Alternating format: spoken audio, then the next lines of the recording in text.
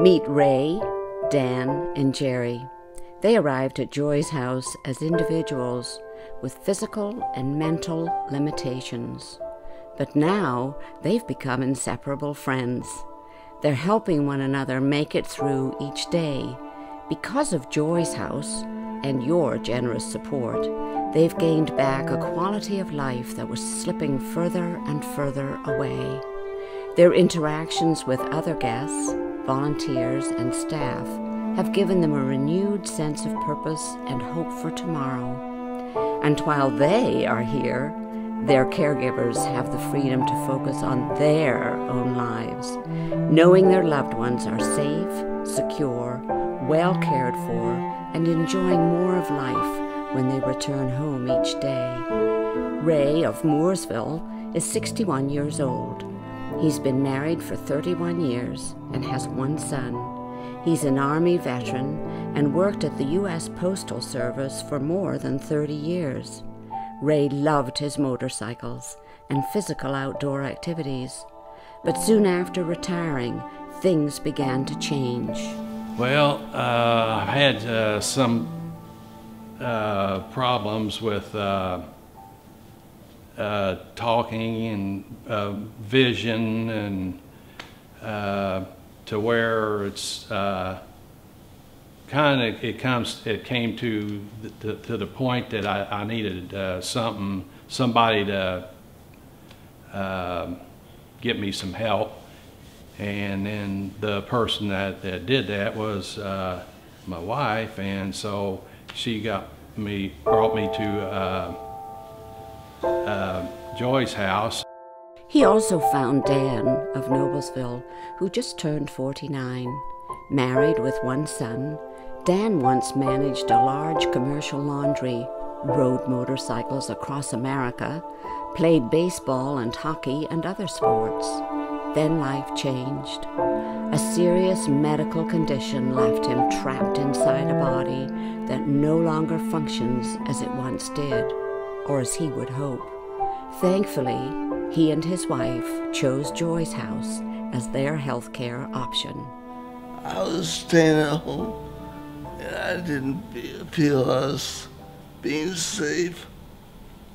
So I told my wife that I need to find some place to go while she would work.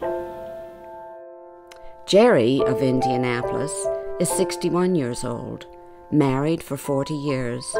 He has 3 sons and 8 grandchildren. With a master's degree, he managed information technology for a large corporation, but after retiring, Jerry needed help, especially with his medications.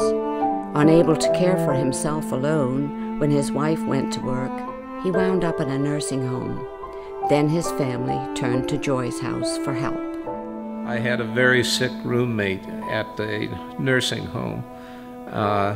I didn't like the nursing home. I kept wanting to escape.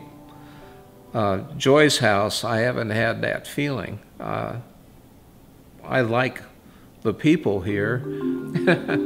The staff is great. I have fun with them.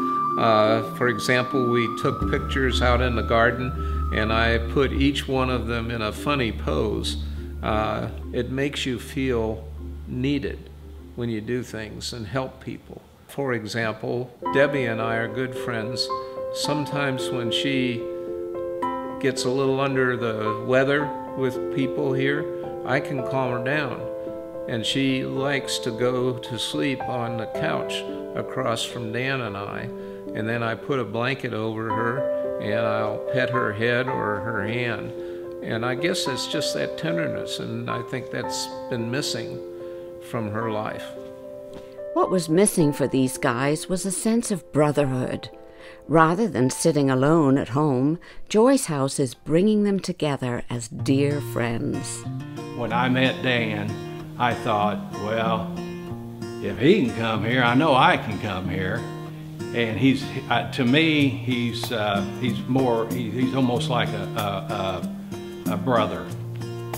And almost, I think I'm starting to get to be like I'm his mother, because he's not too mobile.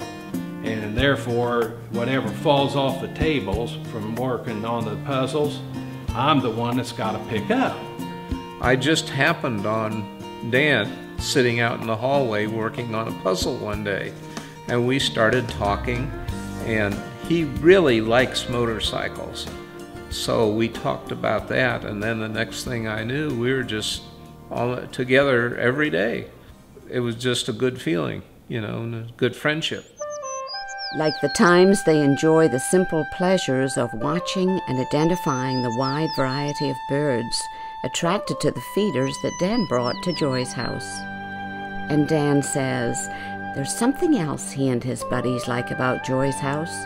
They're treated like everyday people, not singled out because of their disabilities. I can really guarantee anybody that they love when they're well taken care of. It's that kind of care and social interaction that are not only improving life at Joy's house, they're having a positive impact at home. If I wasn't coming to Joy's house,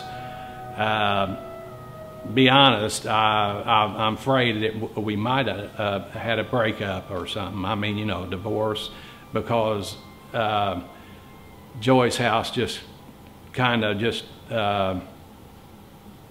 evens it down, I guess, because I can come to Joy's house. Then when I come back home, I feel like I've really accomplished something in a day. So whether it's Ray, Jerry, or Dan, Joy's house is making a positive difference in people's lives, no matter what challenges they face. If you need help with your medicines, they're there to help. If you need physical help moving around, they're there and they'll help. And the staff all seem pleased to be doing it. They don't seem to be, oh no, another somebody to push around, you know.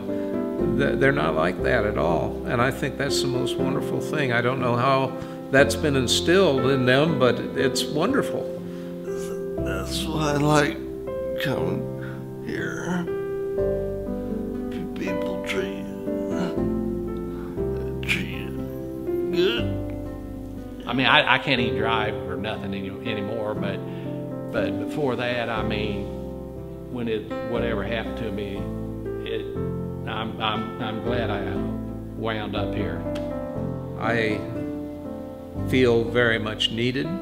I feel that I am more enthusiastic about life, and that I now have a purpose for living.